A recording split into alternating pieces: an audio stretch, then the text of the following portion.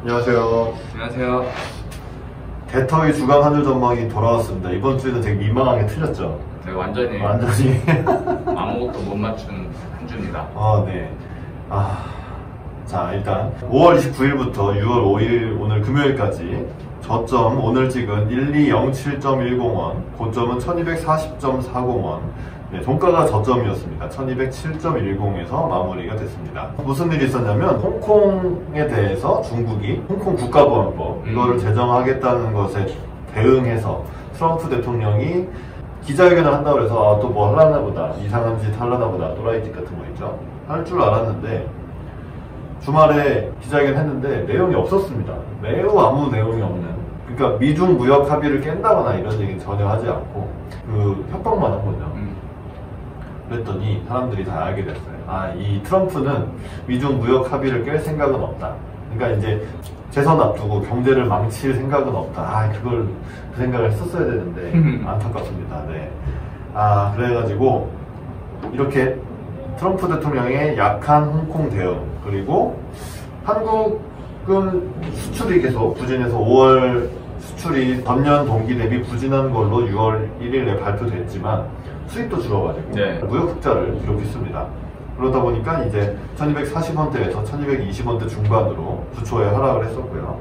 그 다음에 이제 저희만 틀린 게 아니게 계속 이 하단에서 버틸 것이다. 아직도 팬데믹 상황은 지속되고 있고 미중 갈등은 있는데 상관없죠. 유동성 장세로 위험자산 선호가 매우 강해지다 보니까 뭐 계속 빠졌어요. 환율은 계속 빠지고 주식 가격은 계속 오르고, 그 다음에 안전자산인 미 국채 가격도 빠졌죠. 위험자산 선호니까 국채 금리가 오르고, 그렇게 되면서 또 어젯밤에는 ECB 유럽 중앙은행이 부양책을 좀 더 세게 발표를 했습니다. 결국 또 시중에 채권 사서 돈 풀겠다는 얘기인데 팬데믹 긴급 레이 프로그램이죠. PEPP. 이름 부린 것 같아요. 이름 참 못 지는 것 같은데 6천억 유로 증액했다고 하니까 한 7,800조 되는 거죠. 그렇죠. 독일에서도 재정책이 추가로 나왔는데 돈이 그냥 무차별 살포되고 있는 현실입니다. 그래서 이번 주에 완전히 분위기가 전형적인 그 위험자산 선호 장세로 이제 들어간 것 같아요. 그래서 저희는 처참하게 발렸습니다. 지금 되게 혼란스럽다가 결국은, 근데 저희만 그런 게 아니게 많은 사람들이 이게 이제 죄송합니다. 틀렸어요. 오늘의 얘기를 해보실까요? 오늘의 얘기는 더 빨리 넘어가야 될 것 같은데요. 일단 트럼프 얘기를 해보겠습니다. 저희 전제는 거의 트럼프가 연말에 미국 대선에서 재선에 성공할 거다. 거의 이런 전제를 깔고 갔었죠. 그랬는데 지금 하는 꼬라지를 보니까 안 될 것 같아요. 잘 모르겠어요. 이제 그 미국에서 지금 그 시위가 일어나고 있잖아요. 인종차별 반대 시위 하는데 그런 거가 겹치면서 코로나 대응 제대로 못해서 지지율 까이고, 원래 안 좋았던 지지율이 더 까이고, 이번에 시위 대응이나 어떤 시위를 대하는 자세 이런 거에서 또 까이고, 바이든이랑 지지율 차가 꽤 나는 것 같아요. 지금 그래서 연합뉴스 6월 4일 기사고, 미국 인종차별 항의 시위 후 트럼프 지지율 뚝 떨어졌다. 그래서 바이든이 52%, 트럼프가 41%를 기록한 걸로 이제 5월 28일부터 6월 1일까지의 여론조사 결과가 나왔습니다. 7% 이상 나오면 끝나는 거죠. 거의 끝나는 건데, 이게 지난번 트럼프 될 때 얘는 선거 제도가 좀 희한하잖아요. 선거구 뭐 이런 제도가 있어서 이렇게 전국 득표율이 딸려도 이렇게 뭔가 그러니까 주별 선거인단은 인구 비례로 가져갔는데 이기는 주에서는 다 가져가다 보니까 그러니까 결국 트럼프 자체가 얻은 그 표수를 더 적어요. 이렇게 따지다 보면은 그때 힐러리 클린턴이 더 많았는데 선거인단을 가져가서 좀 희한한 것 같아요. 그렇죠. 근데 사실 그게 이제 삐까삐까한 예를 들면 51대 49라든지 49대 48이라든지 이럴 때 이제 휙 쏠리면서 어차피 그게 그러니까 이 트럼프 대통령의 당선이 그 당시에도 뭔가 몇 가지 확률적인 게 기적적으로 맞아 떨어져서 트럼프가 됐었다는 얘기가 있었는데 지금은 근데 이 정도 차이 나면은 이게 안 되죠. 안 되는 걸로 지금 현 상황으로 보면 안 되는 게 아닌가 싶을 정도라 저희가 뭔가 이 전망을 좀 수정해야 되는 이런 생각을 좀 그렇습니다. 하게 되는 것 같습니다. 사실 이제 저희의 메인 시나리오는 재선이 된다. 재선이 되면 트럼프가 중국을 완전 그 양털깎기라고 하죠. 네. 어떻게 해체해서 먹을 것인가에 대해서 좀 더 강하게 세게 나갈 것이고, 이제 뭐 북한이든 중국이든 이란이든 다 마찬가지로 그 트럼프의 구미에 맞게 뭔가 행동을 하면서 오히려 이제 트럼프의 지지율이 이런 적국들을 때려잡는 그런 트럼프의 모습이 나타나면서 재선 가도로 가지 않을까 했는데, 일단 코로나 대응을 제일 못한 건 맞죠. 네. 어쨌든 뭐 확진자 수나 사망자 수나 세계 1등 국가가 됐으니까. 그리고 경제가 좋아진다면 그거는 트럼프가 잘해서라기보다 이 파월 이 연준이 굉장히 선제적으로 많은 조치들을 내놓은 것도 있고, 결국 미 의회가 둘이 꽁짝이 맞아가지고 공화당 민주당이 함께 뭐 계속 돈을 푸는 그런 부양책을 썼기 때문이니까, 사실 트럼프는 경제에 대해서 한 건 없죠. 아직 그 급여세 깎는다는 얘기도 자기가 말만 했지 실현되진 않았으니까. 그리고 어제 오늘은 매티스 전 국방장관이나 조지 에스더 현 국방장관이 군 투입을 지금 왜 하냐고. 네, 그건 아니라고 하면서 오늘 나온 기사인데, 공화당 내에서도 트럼프를 뽑아야 할지 이렇게 반발이 터져 나와 있다고 합니다. 뭐 제목만 보면 되니까. 그러니까 공화당 내에서도 찍지 않을 대통령이다. 게다가 심지어 이런 인종차별 이슈라든지 코로나로 침체된 이 경제가 반등을 좀 극적으로 하지 않는다면 결국 이런 분노, 그러니까 안티 트럼프가 나타나면서 개선이 안 된다고 보는 게 현재 상황에서 맞지 않을까 싶습니다. 네. 하반기 가장 큰 이슈가 이제 미국 대선인데, 그거에 대한 내용은 좀 뭐 업데이트 되는 대로 또 같이 엮어가지고 경제적인 부분이랑 엮어서 또 설명을 드릴게요. 맞습니다. 6월이라서 그것도 안 남았어요. 네네. 자, 그럼 트럼프가 안 됐을 때는 미국 민주당 정권이 다시 들어서면서 어떻게 될 것인가. 결국 미중 무역 합의에 대해서 이거는 사실 너무 어려운, 그건 예측이 안 되는 부분인데, 왜냐하면 이 싸움 자체는 트럼프가 사실 건 거나 마찬가지입니다. 네, 물론 미국 전체가 반중 정서가 있긴 한데. 네. 그래서 일각에서는 정권이 바뀌는 거랑 상관없이 어차피 패권 전쟁은 계속된다. 근데 저는 그거는 동의해요. 그렇죠. 그렇겠죠. 근데 어느 정도의 강도와 어느 정도의 시간을 두고 제압하느냐, 결투 벌이느냐에 따라서 그거는 이제 굉장히 크게 영향이 달라지거든요. 경제에 미치는 영향이. 서서히 어떤 조정을 주면서 충격 안 주면서 할 수도 있고. 근데 사실상 중국이 그냥 과거에 일본 프라자합의 했던 것처럼 순수하게 나올 확률은 거의 없다고 보기 때문에 분명한 충격은 있을 것 같아요. 민주당이 잡아도 미중 패권 전쟁은 끝나지 않을 것 같다. 그 가운데 경제 패권이 가장 큰 부분이에요. 왜냐면 전쟁을 할 수 없으니까. 그렇죠. 네. 그래서 분명히 충격은 올 건데, 트럼프의 충격이 100이라면 민주당의 충격은 어느 정도 될지 가늠이 안 돼서 좀 그거는 좀 봐야 될 것 같아요. 네. 사실 오바마랑도 스타일이 다를 것이기 때문에 네. 아직 예측이 안 되는. 결국 뭐 환율 면에서도 그렇게 막 그 변동이 오히려 없지 않을까. 그러니까 이 바이든의 당선 가능성이 높아질수록 환율 면에서는 좀 더 충격이 덜하지 않을까. 왜냐하면 트럼프는 워낙 무슨 탱탱볼처럼 튀어나오는 그런 스타일이어가지고 그런 생각이 들었습니다. 다음 얘기는 다음 주에 있을 미국 FOMC. 자, 지난번에도 저희가 말씀드렸지만 마이너스 금리로 갈 것인가, 아니면 수익률 곡선 제어 정책을 쓸 것인가, 이게 큰 두 가지 갈래가 있는데, 일단 기사를 읽어드리겠습니다. 연합 인포맥스 6월 4일 기사고요.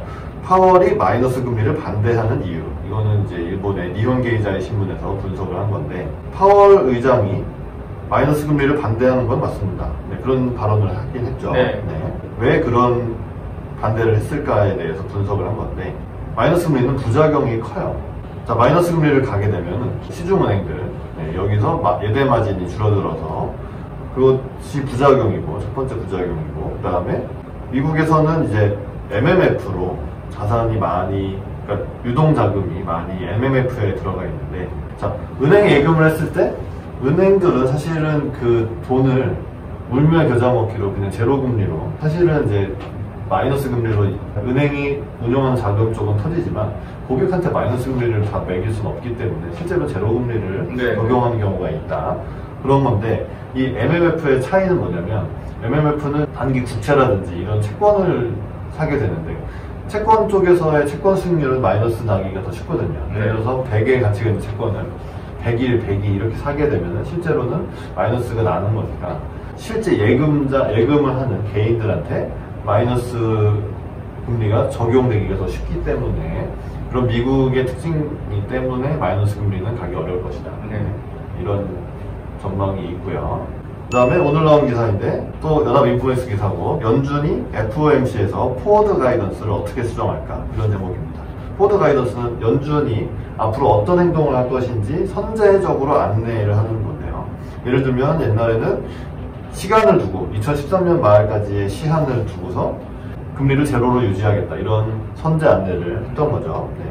그리고 아니면은 에번스라는 시카고 연은 총재는 실업률이 얼마가 되고 인플레이션이 얼마가 될 때까지는 제로 금리를 유지하자 이런 식으로도 얘기를 할 수 있는 그런 방안도 나와 있는데 이런 거를 도입을 하는 게 사실 저는 안 할 거라고 보는데 왜냐하면 굳이 자신을 옥죄할 필요가 없잖아요. 연준의 행동 자체를 그걸로 옥죄는 거기 때문에 그러니까 이 포워드 가이던스를 하는 이유는 예를 들면은 내년 말까지 금리를 제로로 유지한다 이런 완화적인 스탠스, 완화적인 입장을 공표를 하기 위해서인데 이미 그런 거는 뭐 기자회견이라든지 성명문을 통해서도 충분히 할 수 있기 때문에 연준은 경제를 부양하기 위해서 무엇이든 할 것이다 뭐 이런 정도의 얘기를 하는 거는 아무 문제가 없어 보이고요. 그러니까 이런 강화된 방식의 포워드 가이던스를 도입하진 않을 것 같고 그 다음에 이제 수익률 곡선 제어 일드 커브 컨트롤이죠. 이거를 한다는 거는 그러니까 기준금리를 제로로 유지하겠다는 포워드 가이던스를 하는 거랑 수익률 곡선, 그러니까 뭐 5년물 국채, 10년물 국채 이런 것들을 일정 금리 이상으로 오르지 않게 무제한으로 매입하겠다. 이거는 이제 돈을 실제로 더 풀고 그러면 연준의 대차대조표, 국채 같은 자산을 사고 돈을 푸는 요 대차대조표가 확대가 되는 그런 건데 이걸 하면 좋은 점이 뭐냐면 그 기준이 되는 채권 수익률에 도달했을 때 연준이 사지 않아도 시장이 채권을 매입할 거니까 그래서 오히려 연준으로서는 돈을 아낄 수 있다. 이런 내용이 여기 써 있는 겁니다. 그게 이제 대차대조표에 대한 문제를 해결해 줄 수 있는 방안이라는 거죠. 그런데 그것도 여기에서는 9월로 예상을 했는데 우리도 전망을 해볼까요? 사실 이번엔 그게 나오기 어렵다는 게 저희들의 생각입니다. 경기 지표상으로 나온 부분은 여전히 최악이고 고용, 물가 다 산업 생산, 소비, 심리 지수 이런 거 다 이제 역대급 최악을 찍고 있고 그렇긴 한데? 그렇긴 한데 이제 반등의 기미를 보이겠죠. 저는 이제 좀 개인적으로 좀 웃긴 게 실업 수당을 300만 명이 청구하다가 신규로 190만 명이 잘 됐다. 잘 됐다. 안 청구한 게 아니라 190만 명이 또 추가로 청구한 거예요. 그렇죠. 신규 실업자 청구 건수기 때문에 기준을 맡은 사람 플러스 누적이 되는 그렇게 따지면 지금 어마어마하게 숫자가 늘고 있다는 얘기가 늘고 있는데 그 숫자가 줄었다고 갑자기 환호하고 가지와 외치고 있으니 과연 이 경제가 실물 경제가 언제쯤 회복될 수 있는지 저는 여전히 좀 의구심이 들고 그렇죠. 그러니까 그게 이제 혼란스러운 지점인데 뭐냐면 사실은 신규 확진자 수도 늘고는 있는데 그 추세가 더 지금 가파르게 증가하진 않는다는 데서 그 약간 회로 돌리는 거죠. 행복회로. 그래서 그런 와중에 이미 지금 위험자산, 대표적인 위험자산이 이제 주식이고 그 이외에 회사채 ETF나 하이힐드 채권 ETF, 레버리지론 지수 ETF 이런 것들이 다 코로나 본격적으로 시작하기 전에 수준은 거의 다 회복을 했어요. 거의 다 진짜 일제히 가장 우려했던 부분의 위험자산들이 다 가격이 회복한 거 보면은 연준이 이렇게 지금 금융시장이 잘 돌아가는데 내가 왜 굳이 여기서 더 거기에 펌프질을 해야 돼? 이거 나중에 되돌릴 때 나 욕먹을 수도 있을 것 같은데 힘들 것 같은데 이런 생각 저 같으면 할 것 같아요. 그렇기 때문에 아까도 말씀하셨듯이 원론적인 내용, 항상 하는 내용 우리는 언제든 준비가 돼 있다, 적극적으로 대응하겠다 정도 얘기만 하고 포워드 가이던스나 어떤 추가적인 금리나 혹은 양적 완화의 확대 그런 관련된 얘기는 일절 안 할 걸로 저는 개인적으로 예상을 합니다. 동의합니다. 그러니까 지금의 현 상황은 뭐냐면 확진자 수는 늘고 있지만 뭔가 이 사람들이 안정감, 그래 이거는 우리의 예상 안에 있다 이런 안정감을 주고 있고, 연준도 계속 돈을 풀고 대차대조표 늘고 있고 하고 있는데, 이것도 계속 예상 안에 있는, 그래서 모든 것이 나의 예상 안에 있으니까 가져라, 네. 이러고 있는 상황인데, 그렇죠. 예측 범위 안에 있다는 건 사실 되게 중요한 거예요. 그렇기 때문에 연준에서는 지금 뭔가를 더 확대하는 것보다는 그나마 실탄을 아껴놓고, 그렇죠. 하반기에 여러 가지 또 상황이 발생했을 때, 바뀌면 그때 다시 이제 쓸 거지 지금 바로 할 건 아니다. 네. 그래서 이런 논의를 하긴 하겠지만 도입을 하진 않을 것 같다는 게 저희의 생각입니다. 네. 자, 그런데 그럼 이 주식 이거 어떻게 하냐? 환율 이거 어떻게 하나? 다음 주 전망하면서 얘기를 드리겠습니다. 다음 주 환율 전망을 해야 되는데, 현재 사실 되게 혼란스러운 상황이었어요. 이 저희 전망이 틀렸어도 그렇지만, 갑자기 달러 인덱스가 막 99, 100 찍던 게 96까지 내려오고, 유로 막 1.13 너무 오랜만에 봐가지고, 그리고 달러 환율도 1200원 깨진 거 아닌가 지금, 이런 얘기가 실제로 나오고 있습니다. 일단 그 가던 길을 가는 금융시장의 속성으로 봤을 때, 그리고 코스피에서 외국인이 돌아온다는 그 전제 조건이 사실은 환율 하락이에요. 원화가 강세가 돼야 원화 자산인 주식을 샀을 때 주식이 올라서도 먹고, 환율로 원화 강세로 또 먹고, 이런 거가 이제 현재로서는 좀 그런 트리거, 방아쇠가 당겨졌다, 외국인들의 입장에서는 이렇게 볼 수도 있을 것 같습니다. 이런 게 주류나 대세의 의견은 아닌 것 같지만, 그래서 1200원은 사실 큰 의미 없다고 또 보고요.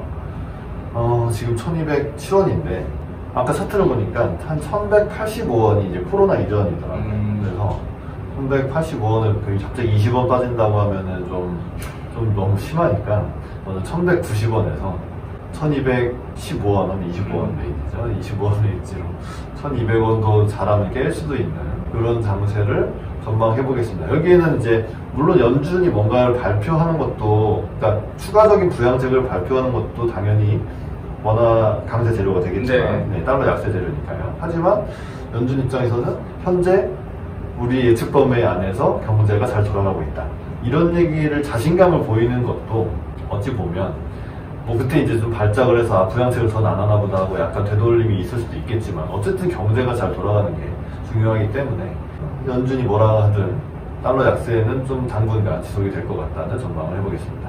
어떻게 보시나요? 좀 낙폭이 단시간에 좀 과해서 사실 우리나라 입장에서는 환영할 만한 일이죠. 달러 원 환율이 하향 안정화 된다는 거는 여전히 저는 이제 좀 약간 의구심이 드는 게, 여전히 이제 계속 제가 언급을 했지만 누구나 이제 다 느끼실 거예요. 금융시장과 신흥경제가 완전히 분리되어 있다는 거. 근데 언젠가는 맞춰지거든요. 그게 맞춰질 수밖에 없는 부분이고, 그게 이제 늦은 하반기가 되든 내년이 되든 그거는 저희가 예측을 할 수 없지만, 일단 그냥 저희 그 주식시장만 봐서는 코스닥 같은 경우에는 지수는 오르지만 하락 종목은 더 많은 그런 상황이 좀 이어지고 있고, 외국인의 자금이 코스닥한테, 코스피에서 외국인 자금이 계속 빠질 때 코스닥은 조금씩 들어왔었어요, 좀 미리. 지금 보면은 외국인 순매수가 많이 줄었고, 순매도로 좀 도는 경향, 이런 거 좀 보이고, 또 코스닥의 랠리가 지금 세계 최고 수익률을 자랑하고 있기 때문에 조정 타이밍이 분명히 오고 있다, 단기간 안에. 그리고 다음 주 목요일날 주식 선물 옵션 만기가 있어요.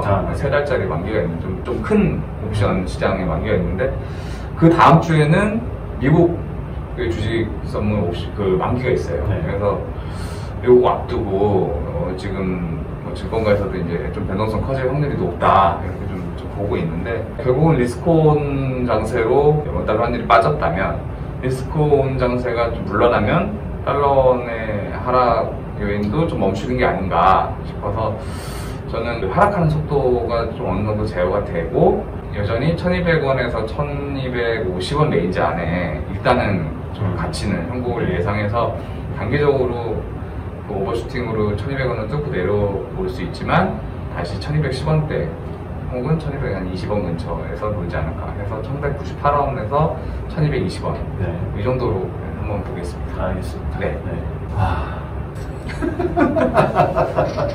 우리 예측이 맞을까요? 둘 중에 하나는 맞겠지. 그래서 좀 다르게 봐야 되는 거죠. 둘 중에 하나라도 맞죠. 이게 시장 분위기입니다. 현재 지금 뭐 단기적으로 갑자기 훅 빠져가지고 이게 뭐지 사실 다들 이러고 있고 여기에 대해서 더 갈지 가마 올려줄지는 지켜보는 것으로 하시는 게 좋을 것 같습니다. 흥미진진할 것 같습니다. 네, 흥미진진한 한 주가 될 것 같습니다. 네, 도움이 되셨다면 저희 댓글도 달아주시고 좋아요도 눌러주시고 구독도 꼭 해주시면 저희한테 큰 도움이 되겠습니다. 부탁드리고요.